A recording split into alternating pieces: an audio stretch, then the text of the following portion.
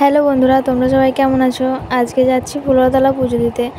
অনেক দিন ধরেই মানত ছিল, সময়ের জন্য হয়ে ওঠেনি। আর আজকে ফাঁকা টাইম পেয়ে আমি আর আমার হাজব্যান্ড বেরিয়ে পড়েছি ফুলতলা পুজো দিতে। আর পুজোর ফলমূল যা লাগবে সব কিন্নাহারে গিয়ে নেওয়া হবে। সামনেই কিন্নাহার বাজার। আর বাড়ি থেকে ফুলতলা প্রায় 16-17 কিলোমিটার রাস্তা, অনেকটা রাস্তায় যেতে হবে, কারণ পুরোটা ছোট রাস্তা, আবার জ্যামের মধ্যে দিয়ে যেতে হয়, তাই অনেকটাই টাইম লাগবে। দেখতে দেখতে চলে এলাম কিন্নাহার বাজার। যাই হোক, আমরা বাজার পৌঁছে গেলাম। আর এখানেই সব পুজোর কেনাকাটিগুলো করে নেব। সামনে যে মন্দিরটা দেখতে পাচ্ছ ওটা কিন্নাহারের লক্ষ্মীতলা। এখনও প্যান্ডেল খোলেনি, কারণ দুদিন আগেই তো লক্ষ্মী পুজো ছিল। আর এখানে 5 ফল নেব। আর ক্যামেরাম্যানটা আমার বর ধরেছিল ক্যামেরাটা।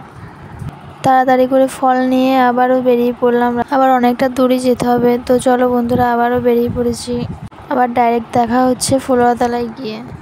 এই যে দেখতে পাচ্ছ, এটা ফুলতলার গেট।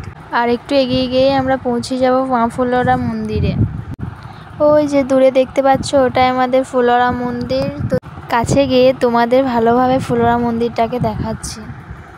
এই যে গেট, আর গেটের ভিতরে বড় বড় গাছ রয়েছে, একটা পুকুর রয়েছে। খুব শান্ত পরিবেশ, সবুজে সবুজ একদম। তো চলো সামনেটা দেখাই গিয়ে।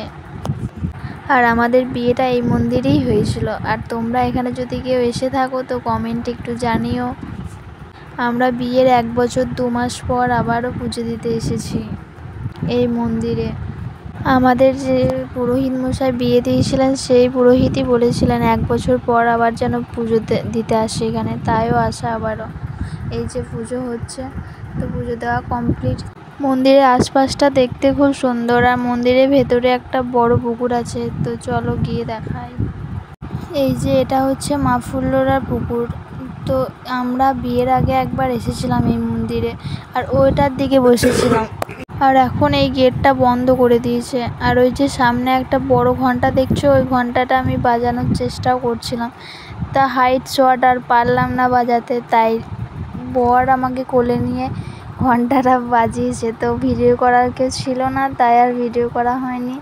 তো চলো বাই, এখানেই ভিডিওটা শেষ করছি। আবারও কোনো ব্লগে দেখা হবে। গুড নাইট সবাইকে।